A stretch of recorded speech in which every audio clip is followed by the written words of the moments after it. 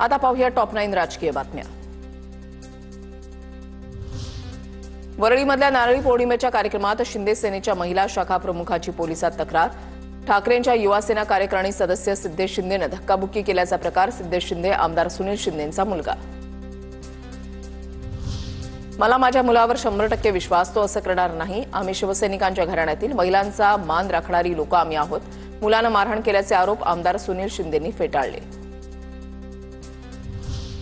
India आघाडीचा 11 August रोजी केंद्रीय निवडणूक आयोगाच्या कार्यालयावर धडक मोर्चा। निवडणूक घोटाळ्याच्या विरुद्ध लढा उभारण्याचा विरोधी पक्षांचा इंडिया आघाडीच्या बैठकीमध्ये निर्णय। शपथपत्र मागणाऱ्या निवडणूक आयोगाला राहुल गांधींकडून संसदेतल्या शपथेची आठवण।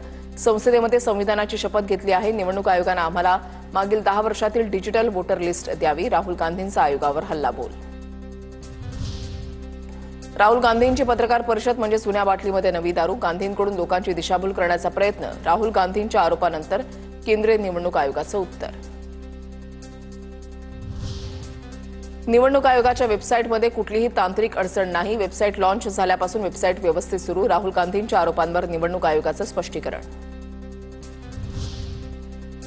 राहुल गांधींनी सलीम जावेदकडून स्क्रिप्ट लिहून घेतली आणि हरण्याचं कारण आता शोधून ठेवलं। मतदानामध्ये घोळ झाल्याच्या आरोपानंतर मुख्यमंत्री फडणवीसांचा पलटवार।